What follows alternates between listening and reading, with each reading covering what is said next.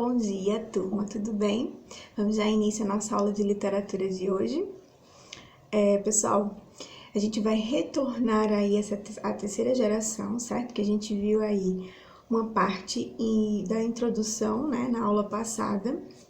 E essa semana a gente retoma aí com um dos grandes nomes da terceira geração, certo? E só para relembrar aí o que foi a terceira geração romântica, né, que ela é caracterizada pela poesia libertária, tá? Influenciada principalmente pela obra político e social do escritor e poeta francês Victor Hugo. Vale ressaltar que a gente precisa sempre estar lembrando disso, tá? E que vai originar a expressão ou geração hugoana, tá? Por conta do poeta francês Victor Hugo. Além disso, a gente também observou que a gente vai ter aí uma ave como símbolo da terceira geração romântica, tá? Que é o condor. E por que o condor, né? Já que é uma ave que habita aí no alto das Cordilheiras dos Andes e que representa a liberdade. Daí o nome da geração condoreira, tá?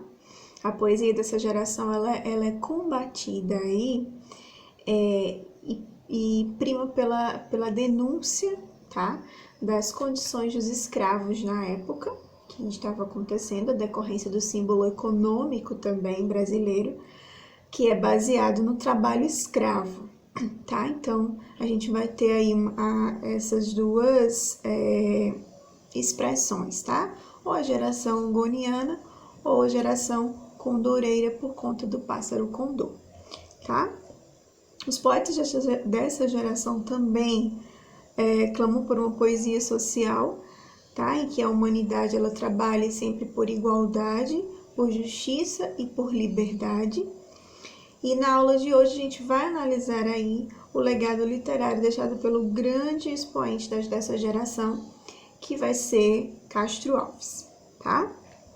E aí a gente vai se deter nessas obras de Castro Alves e lembrar que ele é considerado como um dos maiores poetas brasileiros, tá?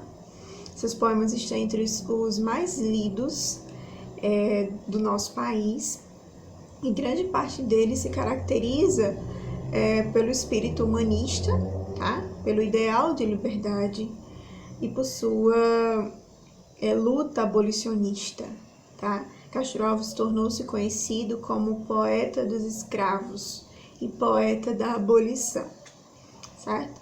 Então, e a juventude, a infância de Castro Alves, né? Então, Antônio Francisco Castro Alves nasceu na vila de Curralinho, hoje chamada cidade de Castro Alves, na Bahia. Ele é baiano, tá?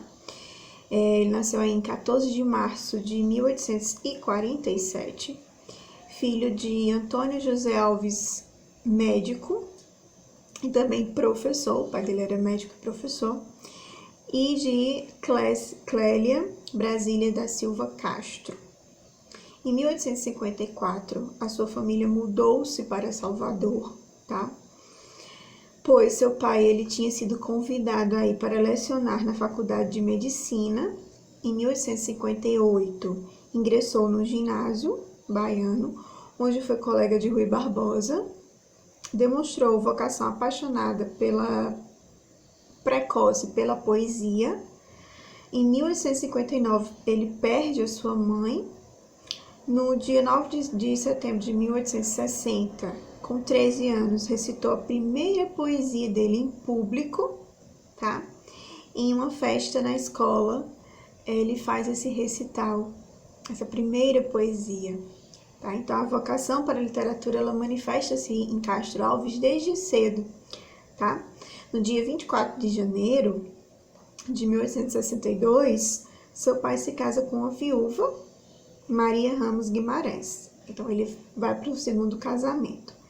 E no dia 25, o casal, né, o poeta e seu irmão José Antônio, partem no vapor Oiapoque para a cidade do Recife, onde o jovem iria fazer os preparatórios para ingressar à faculdade de Direito. Então, nessa época, o direito, medicina era um curso muito bem visto. Aliás, dos cursos que tinham um grande valor, principalmente para as famílias que tinham um poder mais elevado, né? Era o curso que sempre foi mais procurado aí. Em 1864, com 17 anos, ele ingressa aí na Faculdade de Direito, tá, do Recife, e quatro anos depois ele transfere-se aí para a Faculdade de Direito lá de São Paulo. Ao mesmo tempo, ele dedica-se aí a escrever poesia, tá? Nesse meio termo em que ele muda-se para São Paulo, ele também investe na poesia. E Castro Alves ele vai viver na época em que as ideias do abolicionismo tornam-se mais fortes, tá? Então, ciente de seu papel social enquanto poeta, ele tornou-se um grande defensor do fim da escravidão e aproximou-se aí de vários políticos que se propunham a esse regime escravista, tá? Como Joaquim Nabuco, Rui Barbosa. Ele participou também das agitações políticas durante a Guerra do Paraguai em 1864 e 1870, tá? Então, vocês observam aí que nesse processo educacional, né, universitário de Castro Alves, além dele ter ido para Recife, ingressar o curso de Direito, quando ele muda para São Paulo, ele está investindo muito na sua carreira de poeta, e ele vê que nesse meio termo aí vai existir muitos ideais e lutas para que haja a libertação desses escravos. E ele vai ser uma das pessoas que vai apoiar com unhas e dentes, né, se deter mesmo a causa, e vai se juntar a tantos outros que também tinham esse mesmo pensamento que ele. Então, o poeta ele vai iniciar aí uma relação com a atriz portuguesa Eugênia Câmara, em 1866, o fim de um tumultuado relacionamento, né, dos dois. Cerca de 2 anos mais tarde, ele deixa aí, ela o deixa. Esse relacionamento vai deixar ele muito abalado, muito triste, muito abatido, tá? E em 1870, durante uma caçada, o escritor sofreu um ferimento e precisou perder aí, ter que amputar o seu pé esquerdo, tá? Especula-se aí que entre esses debates literários, que os sofrimentos sentimentais e físicos debilitaram a saúde do jovem poeta. Então, por conta desse romance que ele teve aí com a Eugênia Câmara, ele vai se abater muito, né? E por consequente, lá na frente vai vir a ser acometido por esse acidente. E tanto esse desgaste físico quanto emocional vai fazer com que ele fique com a saúde muito frágil, muito debilitada, tá? Então, Castro Alves, ele morre de tuberculose em 1871, aos 24 anos de idade, em Salvador. Como eu já comentei aqui para vocês, essa era uma das doenças muito comuns na época, né? E se vocês observarem aí no vídeo, vocês vão ver 2 imagens, tá, de Castro Alves, uma foto de Castro Alves quando ele ainda era rapaz, e outra foto de Castro Alves aí em 1865, tá? Ele morre jovem, né? E deixa uma vida muito rica de cultura, principalmente para a literatura, tá?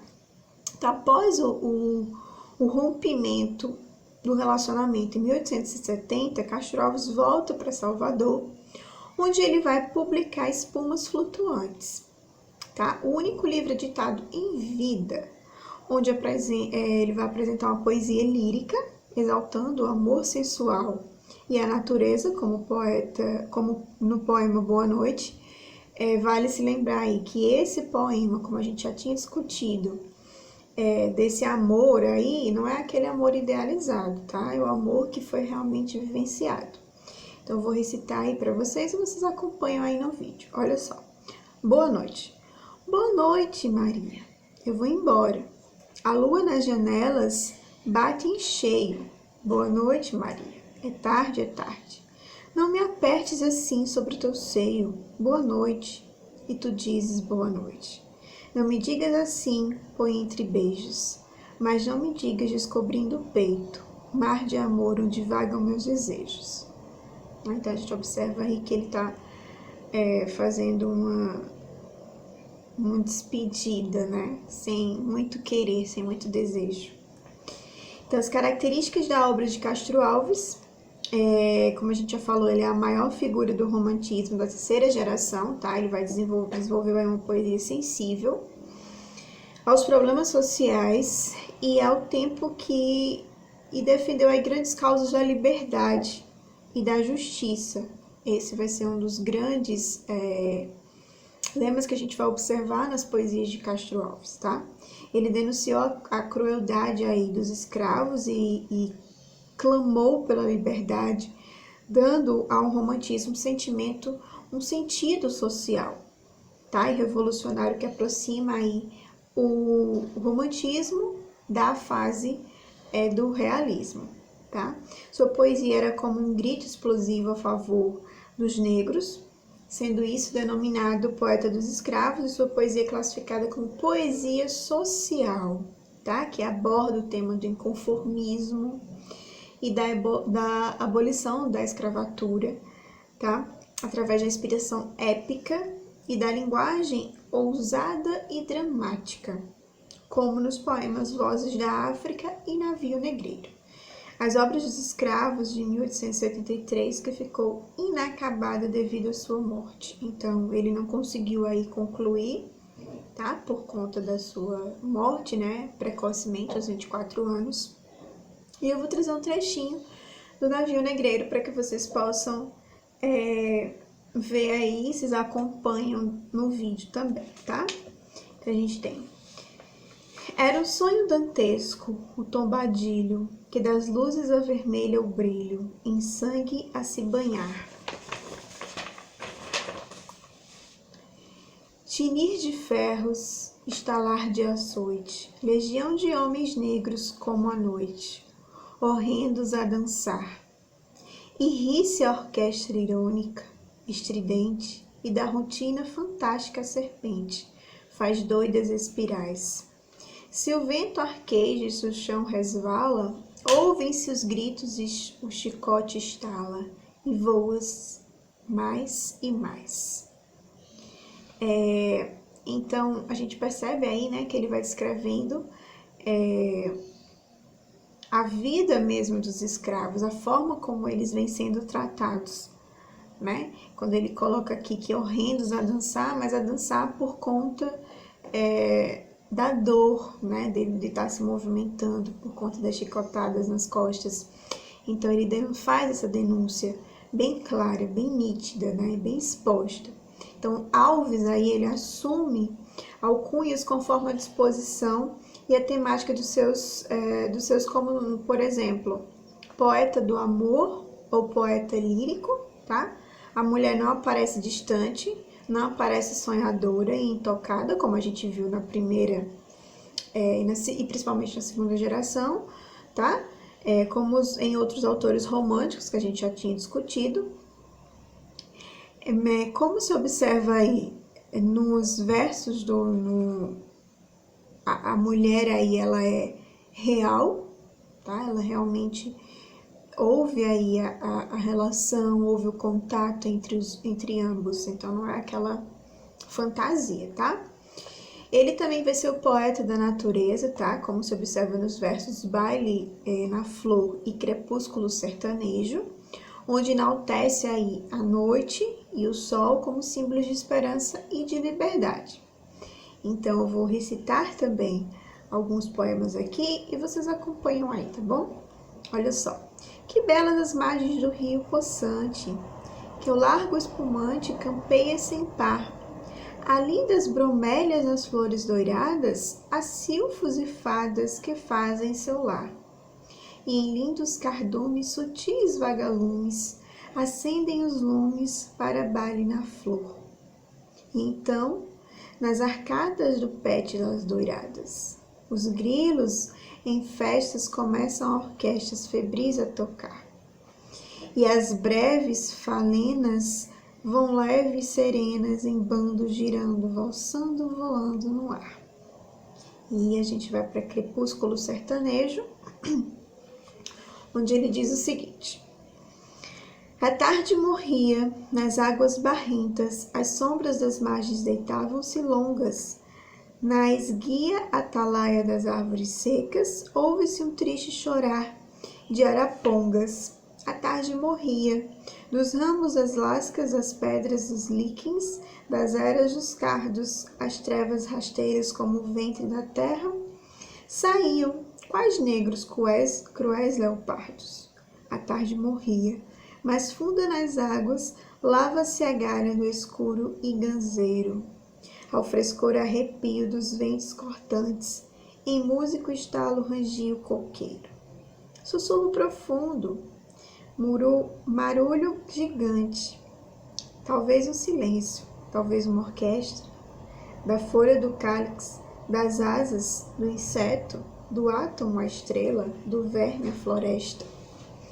As garças metiam bico vermelho, por baixo das asas da brisa ao açoite, e a terra na vaga de luz do infinito. Cobria a cabeça com as pernas da noite, semente por vezes dos jungles das bordas, dos golfos enormes daquela paragem, erguia a cabeça surpreso, inquieto, coberto de limos, um touro selvagem. Então, as merrecas em torno boiando, o voo encurvavam, medrosas à toa. E o tímido bando pedindo outras praias passava gritando por sobre a canoa, né? Então, a gente observa aí também, né, essa questão dele exaltar a natureza, dele falar sobre a natureza, né? E aí, sobre Crepúsculo Sertanejo, escreve o crítico literário Alfredo Bossi, em sua História Concisa da Literatura Brasileira. Ele vai falar um pouquinho sobre esse poema aí de Castro Alves, e ele diz o seguinte: que versos que nenhum dos parnasianos, por certo, iria superar na captação plástico-musical do ambiente. Então, ele vem exaltar aí a obra de Castro Alves, e lembrando que uma figura importantíssima, tá, para essa terceira geração brasileira do romantismo vai ser Castro Alves, essa figura que vai fazer uma denúncia, uma crítica social, principalmente às injustiças cometidas com os escravos na época. Então, se a gente pensar em um nome potente, um nome que faz essa denúncia, um nome que critica, que traz o sofrimento, a dor desses escravos enquanto seres humanos naquela época, e que era o que mais defendia para que houvesse aí a abolição e o fim dessa escravidão, era chamado de Castro Alves. Então, ele deixa um legado muito importante para essa terceira fase, tá? Em que a gente viu aqui, e que eu espero que vocês tenham gostado, tenham entendido. Qualquer dúvida eu estou à disposição. Deixo aí para vocês algumas atividades, tá? Para que vocês possam fixar bem o conteúdo, e qualquer dúvida, vocês já sabem. Então, até a próxima aula e bom fim de semana para todo mundo. Até a próxima semana. Tchau!